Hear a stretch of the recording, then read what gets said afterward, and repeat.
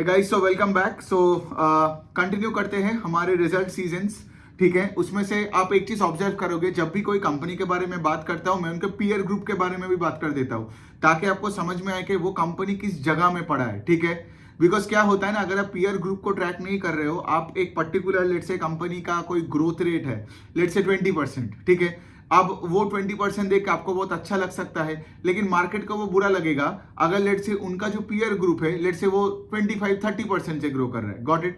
सो इस तरीके से आप देखोगे, जब भी मैं कोई कंपनी के बारे में बात करता हूं, उनका जो पीयर ग्रुप कंपनीज है उनका भी मैं नंबर्स ले लेके बात करता हूं। ऑफकोर्स अगर उनका नंबर आ गया हो तो मैं इकट्ठा बोलता हूं। ठीक है, तो इसी तरीके से आप देखोगे, जब मैं अभी चालू करने वाला हूं मोतीलाल ओसवाल के साथ। ठीक है, तो मोतीलाल ओसवाल क्या है? मोतीलाल ओसवाल एक वेल्थ मैनेजमेंट कंपनी है। तो यहाँ पे पीयर ग्रुप क्या क्या बनता है? आपका जियोजीत है, आपका नुवामा है, फिर आपका 360 वैम है और आपका आनंद राठी है। ठीक है, तो ये सारे कंपनीज का क्या है, एक तो वेल्थ मैनेजमेंट का डिवीजन, एसेट मैनेजमेंट का डिवीजन, जहां पे ये लोग थर्ड पार्टी डिस्ट्रीब्यूशन का काम करते हैं, एडवाइजरी चलाते हैं, पीएमएस चलाते हैं, रिसर्च रिपोर्ट्स बेचते हैं। ठीक है, और ये वेल्थ मैनेजमेंट मतलब यहाँ पे अमीर क्लाइंट्स के साथ काम करते हैं।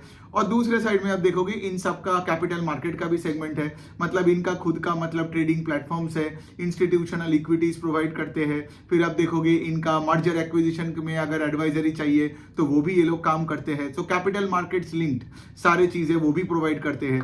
तो ये जो वेल्थ मैनेजमेंट कंपनीज होते हैं, ये क्या होता है, ये अमीर लोगों को बोलता है कि भाई तुम लोग हमारे पास आ जाओ, हम लोग तुम्हारे सारे तुम्हारे जो ट्रेडिंग के नीड्स हो, इन्वेस्टिंग का नीड्स हो, फाइनेंशियल प्लानर बोलो तो वो भी हमारे पास है, एस्टेट प्लानर, टैक्स का कैलकुलेशन करना, टैक्स का बंदा रखना, वो सब कुछ ये कर देगा वेल्थ मैनेजमेंट कंपनी।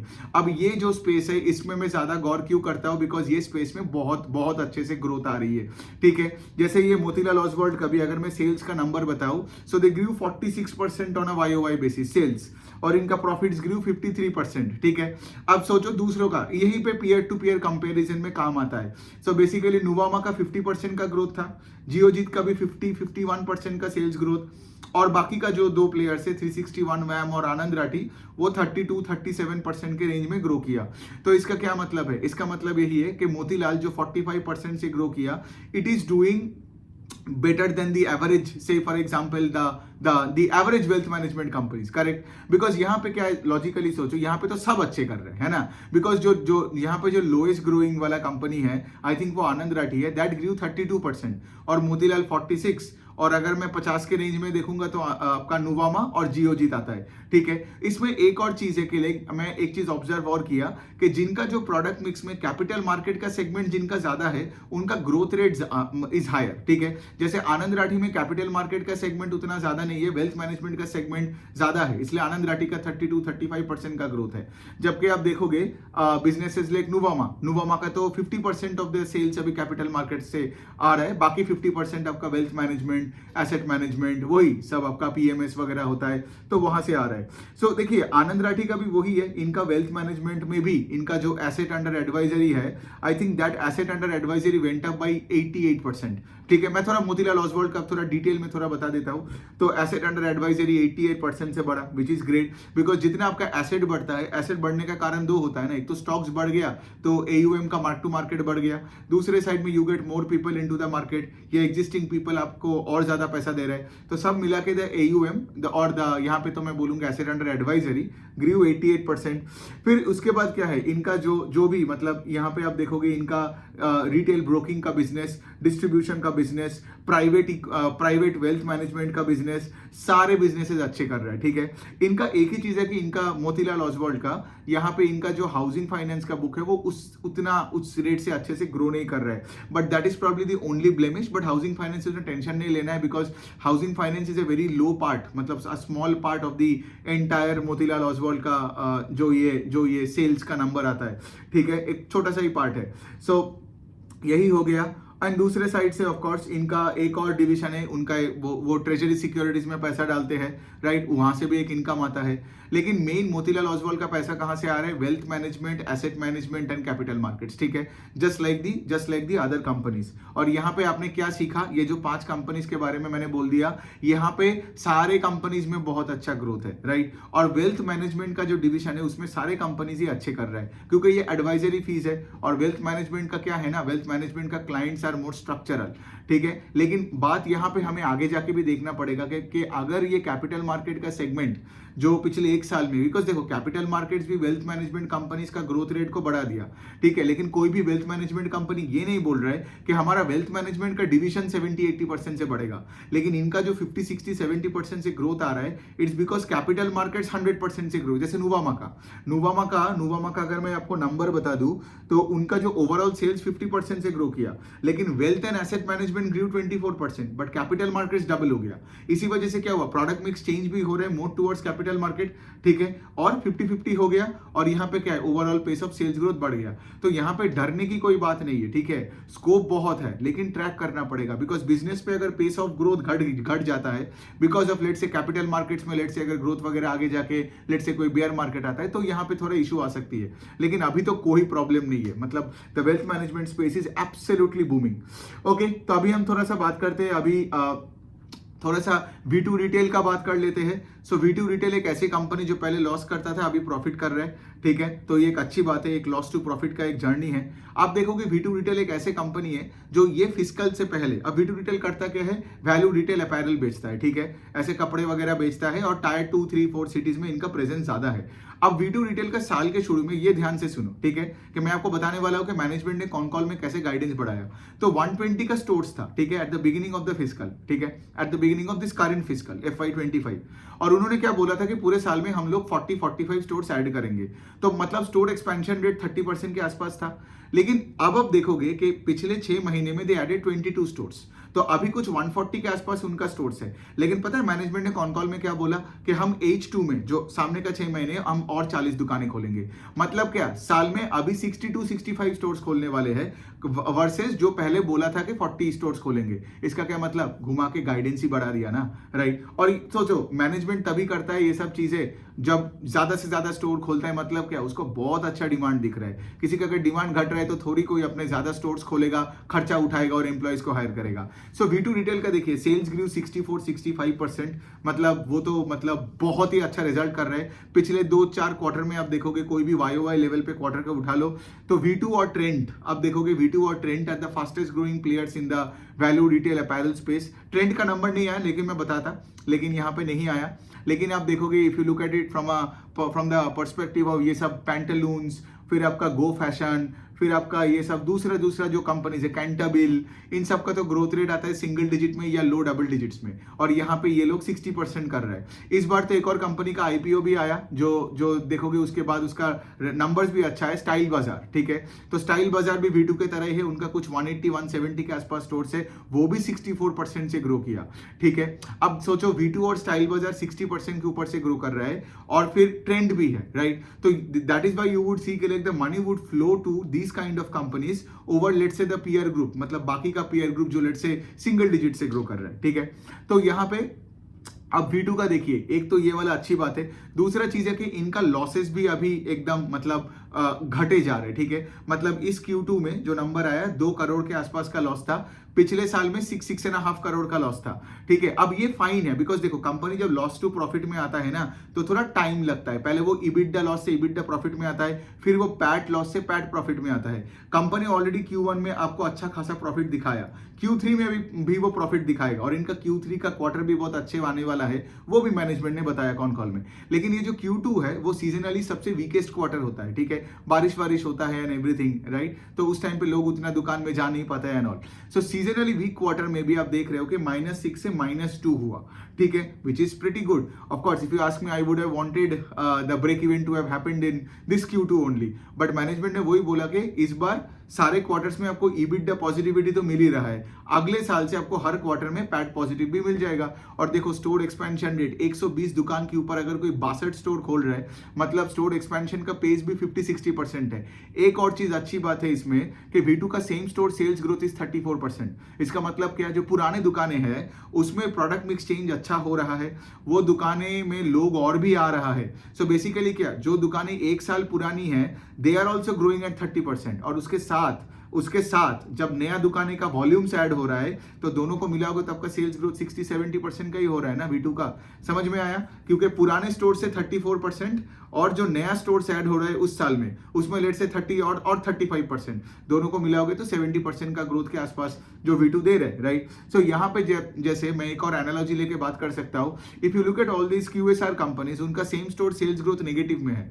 मतलब क्या, पिछले साल से इस साल में ये लोग कम बर्गर और पिज्जा बेच रहे हैं, तो इसीलिए तो QSR स्पेस में इतना प्रेशर है ना। और पूरा प्रेशर बन जाता है कि नया दुकानें खोलो तो खर्चा और बढ़ता है, और नया दुकान में भी आपको वो 40 रुपए का बर्गर बेचना पड़ेगा बिकॉज इतना कंपटीशन है, ठीक है। तो इसका चलो मैं बता ही देता हूं, अगर मैंने इतना एनालॉजी दिया तो यहाँ पे रेस्टोरेंट ब्रांड एशिया, चलो इसका भी बात कर लेते हैं। 1% का सेल्स ग्रोथ हुआ, 1%। और इनका एक और प्रॉब्लम हो गया, इनका तो इंडिया का बिजनेस स्केल कर रहा था, फिर ये इंडोनेशिया का बिजनेस का भी रेस्पॉन्सिबिलिटी ले लिया।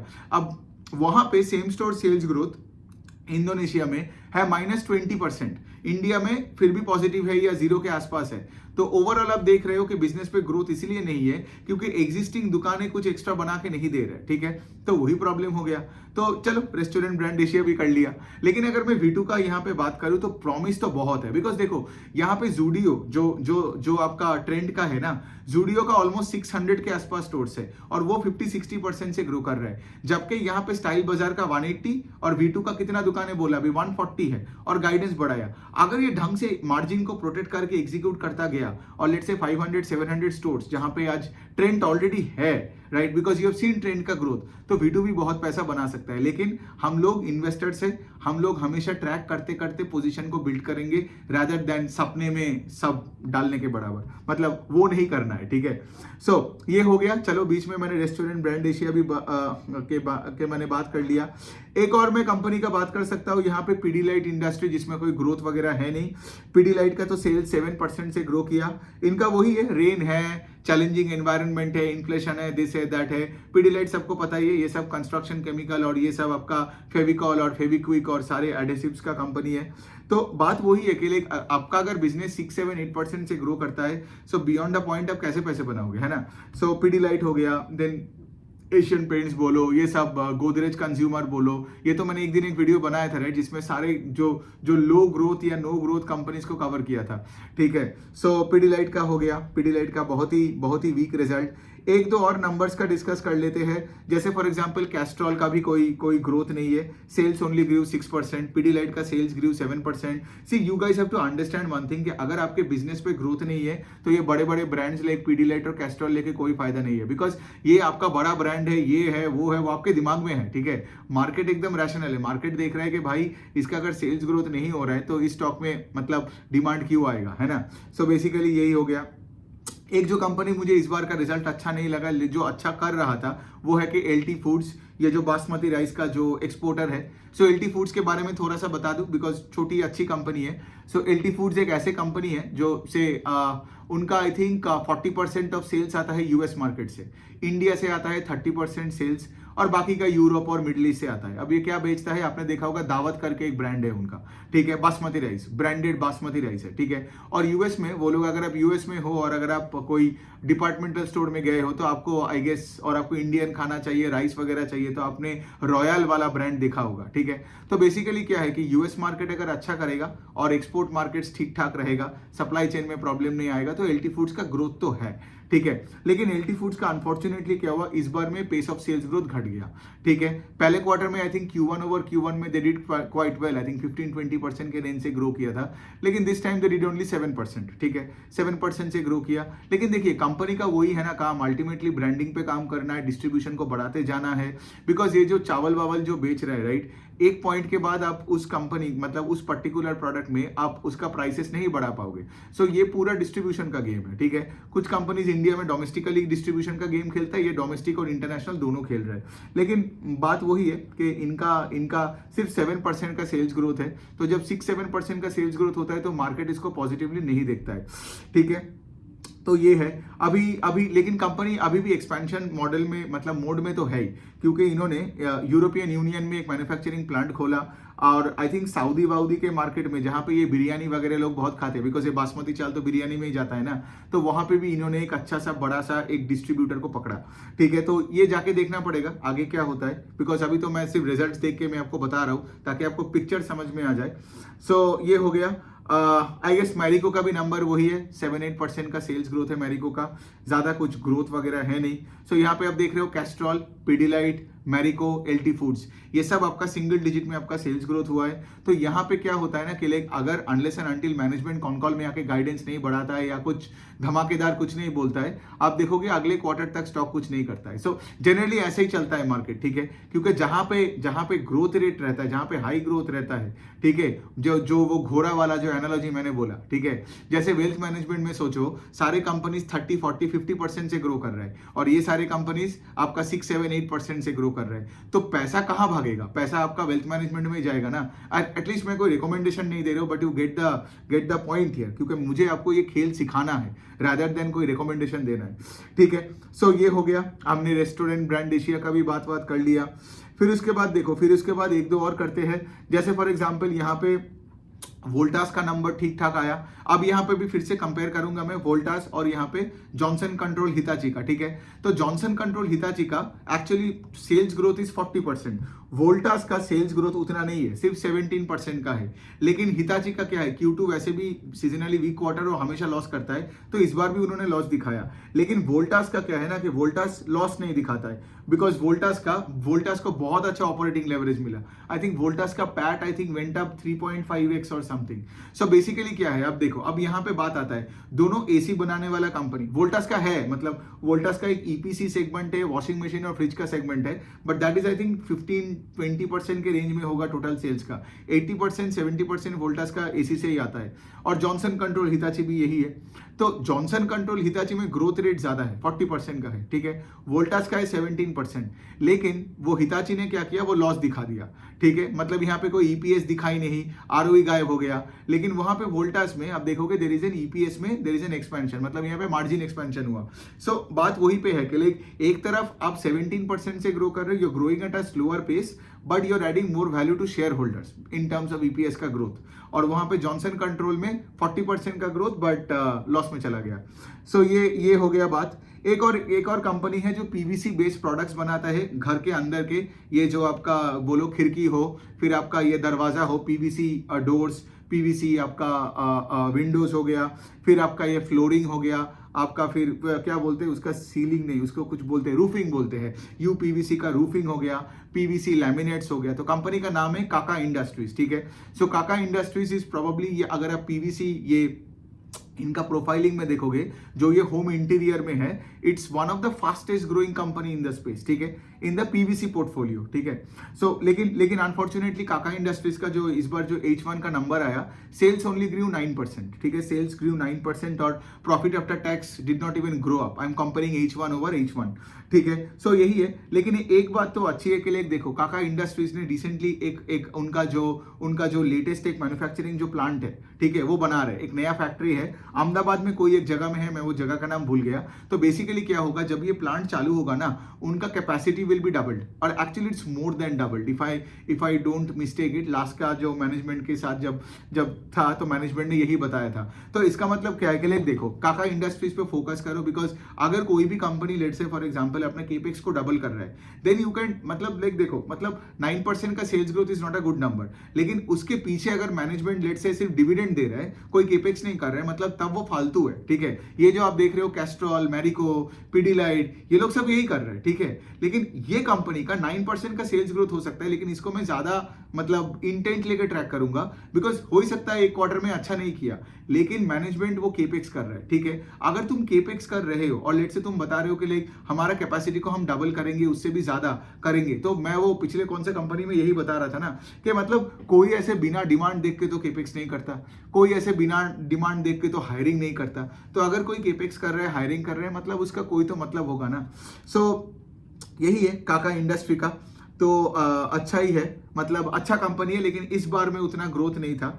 लास्ट ईयर में FY24 ओवर 23 में उनका ठीक ठाक का ग्रोथ था। ओके, सो आई थिंक बहुत हो गया, 20 मिनट्स हो गया। ये वीडियो में बहुत सारे कंपनीज के बारे में मैंने बात कर लिया, ठीक है। तो आपका ऑफकोर्स कोई अगर डाउट हुआ, सवाल हुआ, कोई अगर क्लैरिटी चाहिए, तो मुझे कमेंट सेक्शन में लिखना, आई विल गेट बैक।